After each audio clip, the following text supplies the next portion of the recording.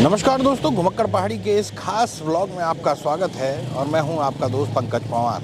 हर बार की तरह एक बार फिर मैं आपके लिए एक बेहद शानदार व्लॉग लेके आया हूं जिसमें उत्तराखंड के इतिहास की झलक मिलती है।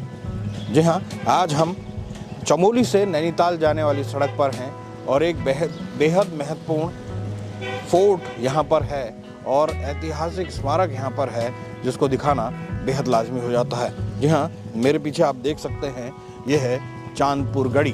भारतीय पुरातत्व सर्वेक्षण विभाग द्वारा ये संरक्षित चांदपुर दुर्ग खाल, और आप देख सकते हैं कितना शानदार तरीके से इसको सुसज्जित किया गया है।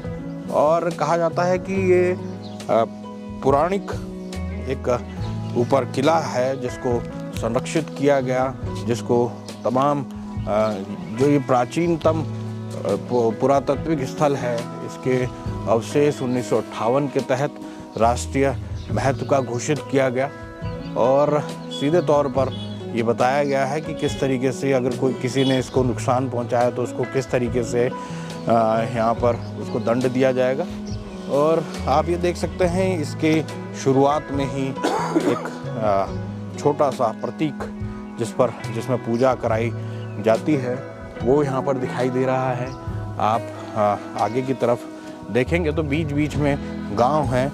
ऊपर तक पहुँचने के लिए जो है पूरी सड़क है, तो ऊपर हम आपको चलकर दिखाते हैं कि आखिरकार वहाँ पर क्या कुछ है, क्यों इसको राष्ट्रीय महत्व का घोषित किया गया और आखिरकार इसका क्या इतिहास है। तो चलिए चलते हैं ऊपर।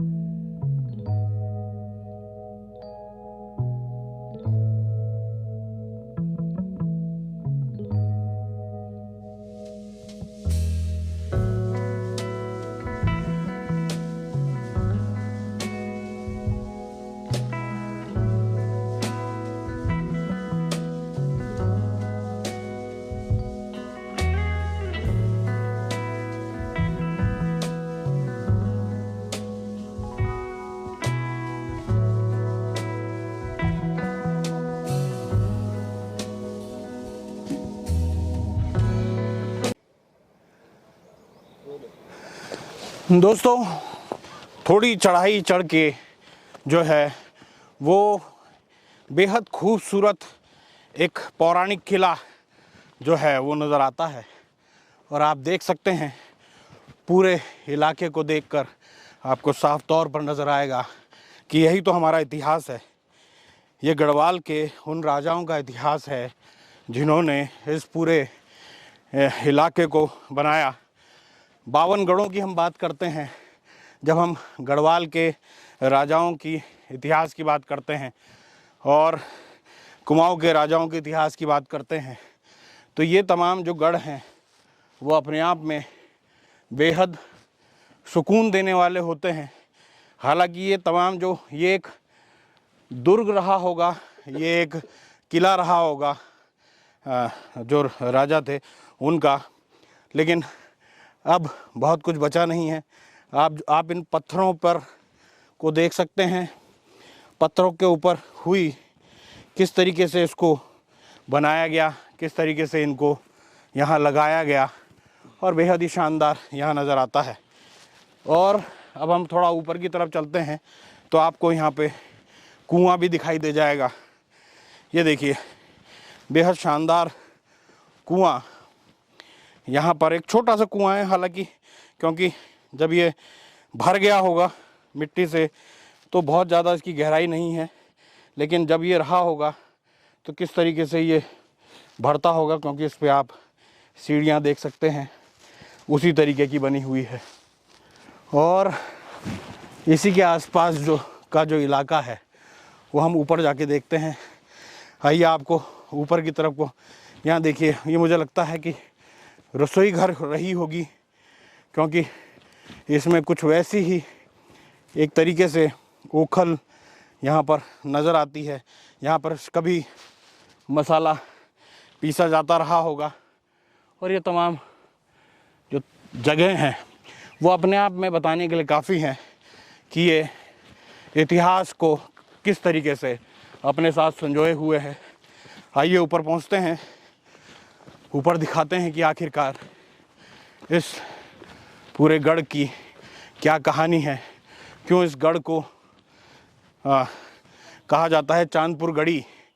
और सबसे बड़ी बात यह है, ये देखिए बहुत शानदार अपने आप में ये जो स्मारक है ये अपने आप में बेहद शानदार है। ऊंची पहाड़ियों पर किस तरीके से एक राजा ने अपना किला बनाया होगा, और तमाम जो चीड़ के पेड़ हैं वो यहाँ पर दिखाई देते हैं। चारों तरफ से पहाड़ियों के ऊपर बसा ये जो किला है वो साफ तौर पर दिखाई देता है। और इसको लगभग 1958 में जो है इसको राष्ट्रीय महत्व का घोषित किया गया, क्योंकि हो सकता है कि उस समय जो खुदाई की गई हो तब ये जो तमाम इलाके हैं वो निकल के सामने आए हों। क्योंकि भारत में कहा जाता है कि अपने जो इतिहास है उसको काफ़ी हद तक हम संरक्षित नहीं करते हैं, लेकिन हमें करना बहुत ज़रूरी है। आप ये देख सकते हैं, ये चांदपुर गढ़ी का इतिहास लिखा हुआ है यहाँ पर। चांदपुर गढ़ राज्य की प्राचीनता और ऐतिहासिकता आप ये देख सकते हैं। ये एक तरीके से चौसर सा बनाया हुआ है। शायद यहाँ पर वो बच्चे खेला करते होंगे जो इन तमाम उनसे जुड़े हुए हैं। आप ये देखिए, ये शायद हम लोग भी इन खेलों को खेलते हैं। तो ये तमाम चीज़ें यहाँ उकेरी हुई हैं। और जो इतिहास की बात है वो चांदपुर गढ़ की प्राचीनता, ऐतिहासिकता और पुरातात्विक साक्ष्यों अब यहाँ प्राप्त अभिलेखों से पता चलता है कि शक्तिशाली राजा कनकपाल जो 755 यानी 699 ईस्वी में मालवा से गढ़वाल पहुँचा था, जिसने संपूर्ण गढ़वाल क्षेत्र पर अपना वर्चस्व स्थापित किया था तथा चांदपुर गढ़ को राजधानी बनाकर खुद को राजा सोनपाल का उत्तराधिकारी सिद्ध किया था। विद्वानों में अब ये आम धारणा है कि कनकपाल गढ़वाल में पंवार राजवंश का संस्थापक थे। ऐसी मान्यता है कि भिलंग राज्य के राजा सोनपाल ने चांदपुर गढ़ में शासन किया, राजा सोनपाल ने अपनी इकलौती पुत्री व एकमात्र उत्तराधिकारी का विवाह मालवा से आए कनकपाल से किया। पंवार राजवंश में राजा कनकपाल को लेकर अंतिम राजा अजयपाल के नाम आते हैं, परंतु इस संबंध में ऐतिहासिक विवरण का अभाव है। अजयपाल पंवार राजवंश का 37वां शासक था। अजयपाल पंवार राजवंश का पहला शासक था जिसने 52 गढ़ों को एकीकृत किया था आपने और अपने अधीन किया था। इसी कारण यह क्षेत्र गढ़वाल के नाम से जाना जाता है। चांदपुर गढ़ के अंतिम राजा अजयपाल ने अपनी राजधानी वर्तमान में श्रीनगर गढ़वाल के देवलगढ़ में 1415 यानी 1358 ईस्वी में स्थानांतरित की थी। संभवतः तभी से चांदपुर गढ़ जो है वो पूरी तरीके से खाली सा हो गया। यहाँ पर कभी तमाम राजा रहे होंगे। प्रसाद पहाड़ी के शिखर पर ये जो है ये किला यहाँ पर बना हुआ है। किलों की प्राचीरों व निवास गृहों से घिरा हुआ है, यानी इसके आसपास के जो तमाम घर हैं वो घर हैं और किला जो है वो मजबूत खंडों से बना हुआ है। कहा जाता है किले के नीचे की घाटी को एक और भूमिगत रास्ता भी खोदा गया था जो यहाँ जल उपलब्ध कराता था, जिसका मुख नदी के पास दिखाई देता है, परंतु इसमें कोई चिन्ह उसके नज़र नहीं आए। और 2004-2007 में इसको खोदा गया और उसके बाद जो आवासीय भवनों के अवशेष हैं वो यहाँ पर दिखाई देते हैं। लौह निर्मित अस्त्र, तांबे व कांसे के बर्तन व मिट्टी के पात्र आदि यहाँ पर मिलते हैं। आप ये देख सकते हैं कि किस तरीके से जो तमाम मिट्टी से जुड़े हुए जो तमाम यहाँ पर चिन्ह हैं वो यहाँ पर दिखाई देते हैं। यहाँ पर सामने एक मंदिर भी है जो सांस्कृतिक विरासत को साफ तौर तक से दिखाता है। और कुल मिलाकर अगर देखा जाए तो अपने आप में जो राजा ने अपने ऐतिहासिक इस धरोहर को बनाया था वो काफ़ी हद तक चांदपुर गढ़ में दिखाई देता है। और जिस तरीके की बातें होती रही हैं आसपास जो ये तमाम इलाके हैं वो आवासीय परिसर ही ज़्यादा नज़र आता है और इसी से ही ये आसपास के इलाके पूरी तरीके से घिरे हुए हैं। ये अपने आप में बेहद शानदार जगह है। और वैसे भी हमारे पहाड़ में कहा जाता है, गढ़वाल में कहा जाता है, एक गीत बहुत ज़्यादा प्रचलित है, वीरों भड़ों को देश 52 गढ़ों को देश। जी हाँ, ये जो जितने भी वीर हैं वो यहाँ पर पैदा हुए और जो 52 गढ़ जो हैं वो यहाँ पर स्थापित रहे, जिससे काफ़ी हद तक इन जो किले हैं उनकी महत्ता बढ़ जाती है। आप ये देखिए कि पानी निकलने का किस तरीके से एक इंतज़ाम किया गया था, यहाँ पे पानी ना भरे उसके इंतज़ाम यहाँ किए गए हैं।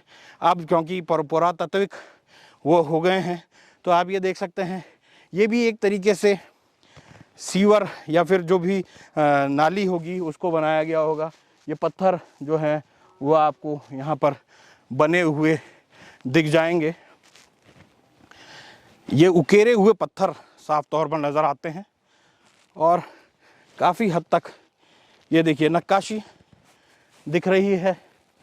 ये यहाँ पर जो है पत्थरों के ऊपर नक्काशी साफ तौर पर दिखाई देती है।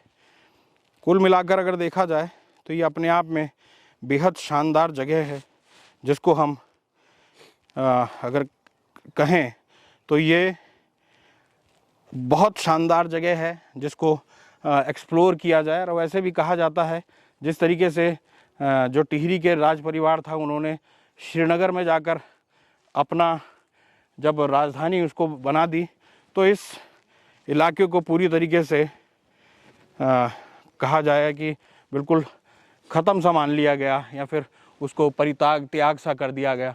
ये पीछे का हिस्सा है, ये जो है किले के अवशेष में 1 किलोमीटर की खड़ी चढ़ाई पर है और आप ये देख सकते हैं मंदिर के पीछे का हिस्सा है। और जो इसमें जो मंदिर है वो विष्णु का मंदिर बताया जाता है और दीवारें मोटे पत्थरों से बनी हुई हैं और जो फर्श में कई जगह पर चंद्राकार छिद्र हैं जो संभवतः ओखलियों के अवशेष हो सकते हैं। एटकिंसन के अनुसार किले का जो क्षेत्र है वो लगभग 1.5 एकड़ में है। यह भी बताता है कि 500 फीट नीचे झरने पर उतरने के लिए ज़मीन से नीचे एक रास्ता भी बनाया गया था। इसी रास्ते को दैनिक उपयोग के लिए पानी लाया जाता था। एटकिंसन ने यह भी बताया है कि पत्थरों से कटे विशाल टुकड़ों का इस्तेमाल किले की दीवारों के निर्माण में हुआ, जिसे कुछ दूर दूध की टोली की खुले खानों से निकाला गया होगा। कहा जाता है कि इन पत्थरों को पहाड़ों पर ले जाने के लिए 2 विशाल बंकरों का इस्तेमाल किया गया, जो शिखर पर पहुंचकर मर गए। 2 विशाल बकरों का इस्तेमाल किया गया। और ये स्थान जो है वो आप देख सकते हैं पौराणिक स्थान है, मोटे मोटे पत्थरों से बना हुआ है। और अपने आप में इस गढ़ का अपना बहुत महत्व है। पूरी तरीके से इस महत्व से जुड़ी हुई ये जगह है। ये महत्व अपने आप में बताता है कि आखिरकार इस गढ़ का कितना महत्व है। और हालांकि धीरे धीरे इसमें आपको जो इतिहास की जो मार है वो साफ तौर पर दिखाई देती है, या फिर धीरे धीरे क्योंकि ये पेड़ वो हो रहा है तो उसकी वजह से आपको यहाँ पर पत्थर टूटते हुए भी दिखाई दे रहे होंगे। थोड़ा आपको मंदिर की तरफ को भी दिखाते हैं कि आखिरकार वहाँ किस तरीके का निर्माण है, क्या कुछ वहाँ पर हुआ है। और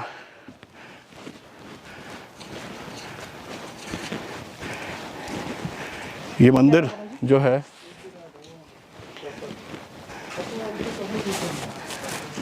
ये आपको मंदिर साफ तौर पर दिखाई दे जाएगा। अंदर आप मंदिर देखेंगे तो यहाँ पर भी एक तरीके से ये विष्णु जी का मंदिर, जो यहाँ के लोग हैं, स्थानीय लोग हैं, उनसे भी जानेंगे कि आखिरकार यहाँ किस तरीके से आपने चीज़ें देखी हैं, क्या आपको यहाँ पे नज़र आता है। तो आप पूरी तरीके से देख सकते हैं। पूरा यहाँ पर मंदिर जो है वो अपने आप में दिखाई देता है। एक बहुत ही शानदार विष्णु का मंदिर यहाँ पर बनाया गया है। उसके अलावा वैसे ही इमारतें यहाँ पर दिखाई देती हैं। हो सकता है यहाँ पर राजा या फिर उनसे परिवार से जुड़ा हुआ जो तमाम जगह हैं, अंदर की जो जगह हैं वो साफ़ तौर पर दिखाई देते हैं। और क्योंकि अंदर की फ़ोटो इसलिए नहीं दिखाएंगे क्योंकि कई तरीके के खतरे इन जगहों पर नज़र रहते हैं। और आप यहाँ देख सकते हैं जो तमाम पत्थर यहाँ पर भी वैसे ही उकेरे हुए हैं। ये कहीं ना कहीं इन इमारतों की भव्यता बताते हैं। ये आप देख सकते हैं किस तरीके से यहाँ पर इन पत्थरों को उकेरा गया होगा और किस तरीके की नक्काशियाँ यहाँ की गई होंगी। ये तमाम चीज़ें जो हैं ये जब खुदाई हुई तो उस दौरान में ये चीज़ें यहाँ पर दिखाई दी। और जैसा मैंने आपको बताया कि काफ़ी हद तक इन चीज़ों का ऐतिहासिक महत्व जो है वो साफ तौर पर दिखाई देता है। और एक बात ज़रूर कहूँगा कि अपनी सांस्कृतिक विरासत की रक्षा करने के लिए हमें आगे आना चाहिए। और ये देखिए आपको वहाँ इन जो पत्थर हैं उनमें आपको वो चीज़ें भी दिखाई दे रही होंगी जो ये आले होते हैं हमारे, उसमें कहा जाता है, जो छोटे छोटे रोशनदान भी आपको दिखाई दे रहे होंगे। ये एक तरीके से छोटे छोटे रोशनदान हैं। हो सकता है यहाँ से किले की रक्षा करने के लिए भी वो किया गया होगा। लेकिन जिस तरीके से आपने यहाँ पे तमाम पत्थर देखे, तमाम मंदिर देखा और इस गढ़ का अपने आप में ऐतिहासिक जो महत्व देखा, और छत देखिए आप किस तरीके से बनाई गई है।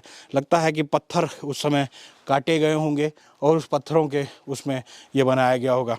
तो दोस्तों, आपने चांदपुर गढ़ी का इतिहास मेरे यानी गोमुक्का पहाड़ी के साथ देखा। आपको कैसा लगा इसके बारे में ज़रूर बताइएगा।